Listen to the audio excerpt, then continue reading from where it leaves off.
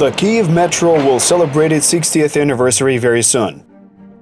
Is that a lot or very little? At least in terms of human age, it is quite a considerable period.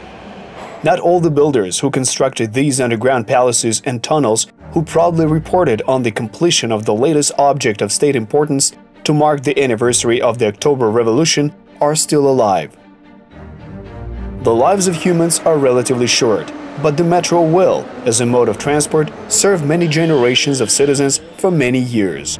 The doors are closing. The next station is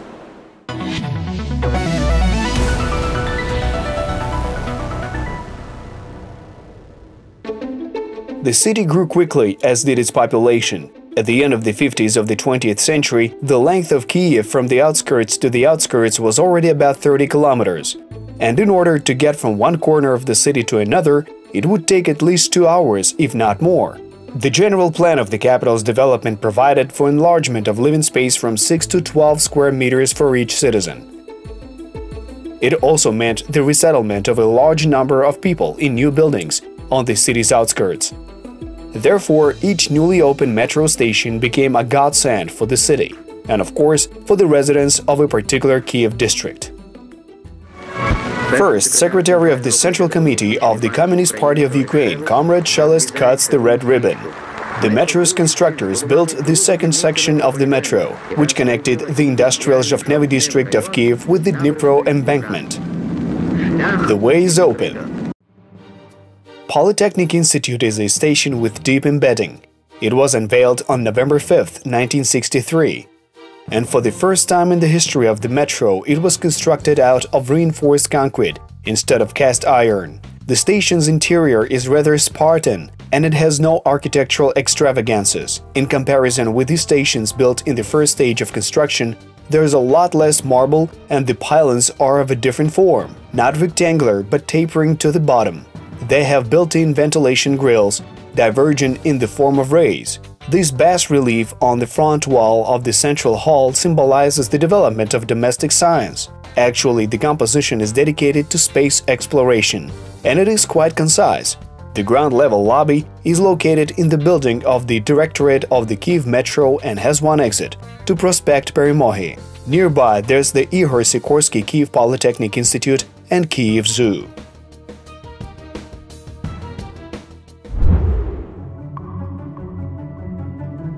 As for the tunnels towards the western direction from the city center, construction works to lay these tunnels started at the end of 1958. The Polytechnic Institute station and Bolshevik plant station, the current Shuliavska, were initially planned to be open as part of the first stage of the metro's construction in November 1960. But something went wrong, and the Kyiv Metro was launched without them. The opening of the stations was delayed for 3 years.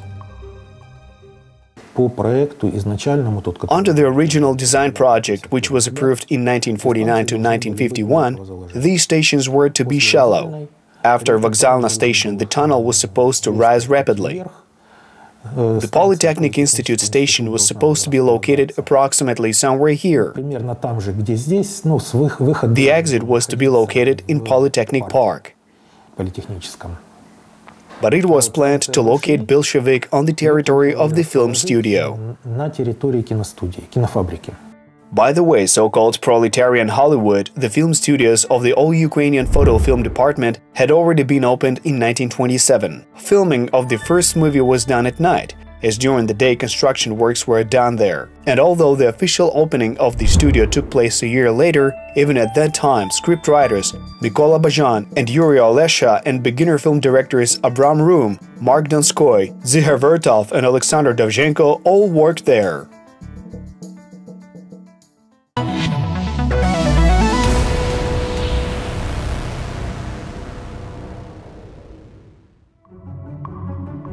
But Shuliavska district became famous long before the opening of the film studio and the Bolshevik plan there. Terrain with a similar name was first mentioned in the Hypatian Chronicle at the beginning of the 12th century, when the inhabitants of Kyiv revolted against their prince. Besides, these lands are known as the former country residence of Kyiv's Orthodox metropolitans. There were cottage settlements, which were later included within the city's boundary. Shuliavska got a new life at the turn of the 19th and 20th centuries, when the Brest-Litovsk highway was built there. They planned to excavate in order to be able to build the metro stations by using the so-called open method for the very first time. When the project to construct these two stations was being considered, the engineers faced two main questions. First, it was expensive and impractical to excavate the avenue. One more thing, which is very important from the point of view of how the construction and planning of Kyiv Metro went ahead. The Civil Defense Service intervened again. Despite the fact that it was cheaper to construct subsurface stations, the shelters at these stations did not meet the requirements of civil defense. It might sound strange, but the destiny of these stations was decided by people in uniform and not by builders and design engineers. In the post-war period, particular importance was paid to the construction of civil defense facilities, and the metro was regarded as an ideal shelter in the event of any disaster. At first, the Kyiv Metro was planned to be deep-laid in the event of some kind of nuclear or other threat, war, etc. That is, it was in the main built in spondyl clay, and in fact it was a very rugged and reliable construction. But practice has shown that such deep stations are economically inexpedient. They're costly, people lose time, etc. And the escalators are expensive. Subsurface stations are now being built around the whole world. Until 1993, Shuliavska station was called the Bolshevik plant. It was unveiled in November 1963. It is a deep-laid pylon station with an interim lobby, which was built by analogy with the Arsenalno metro station using the so-called lowerable glass method. The decoration of the lobby, as well as the decoration of underground halls, is made of multi-colored ceramic tiles, which, by the way, were hand-glued. But marble, traditional for the first stations of the Kyiv Metro, was not used there. But at the end of the central hall you can see a panel of art made of plates and smalt, called Progress of Soviet Labor. It's a reminder of the former name of the station.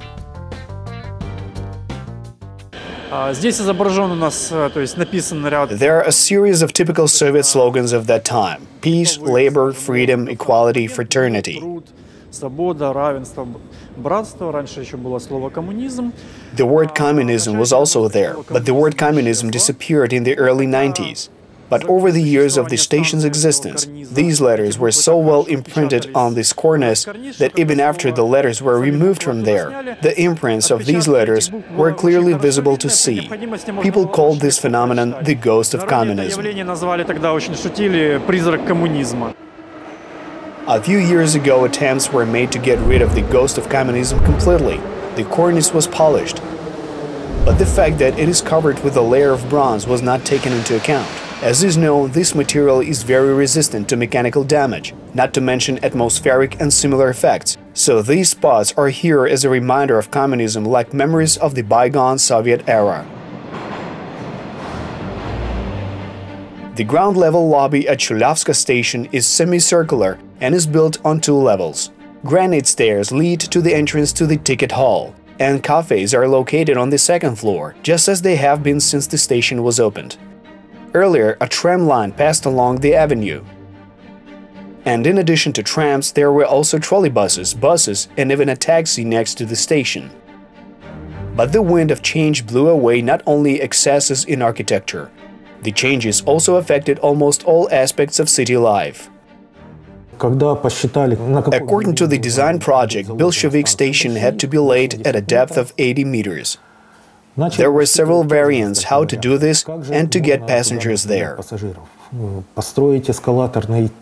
It was too costly to construct an escalator tunnel inclined to a depth of 80 meters.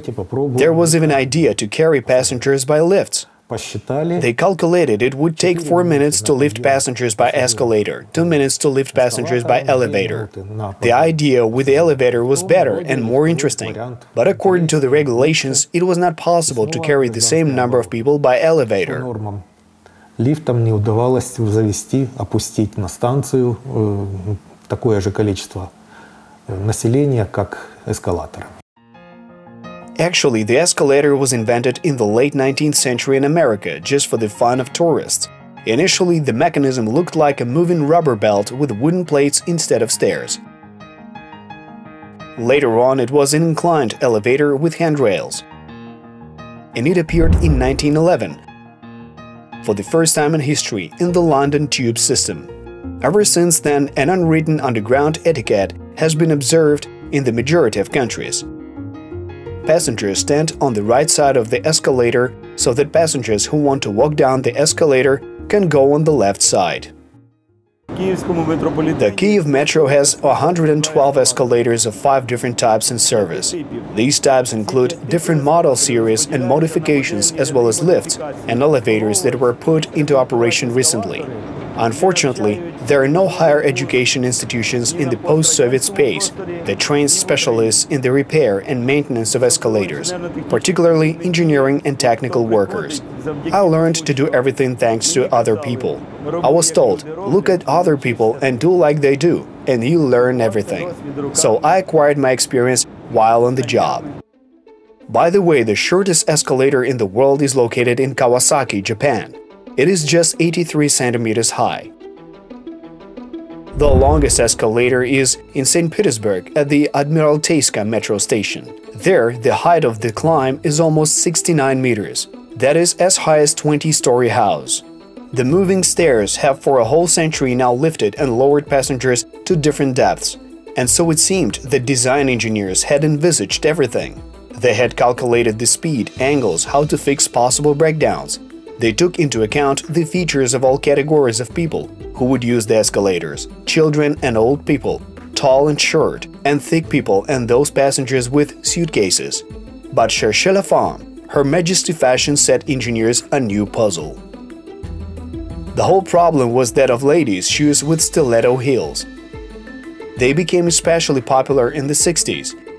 Today, a woman wearing stiletto shoes in the metro is quite a rarity. But at that time, it was a real catastrophe, a real threat for escalators.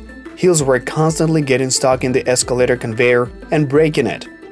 The belt had to be halted in emergency mode. Station attendants physically did not have the time to spot all the fashionable women wearing stiletto shoes. They say there was even a proposal to ban women wearing stilettos from using the escalator. But the solution was found. This fashion item accelerated the introduction of an important technical solution into the life of the metro, the TV surveillance system. Now a person at the monitor sees everything that happens at any point of the metro. And so we move on to... The doors are closing. The next station is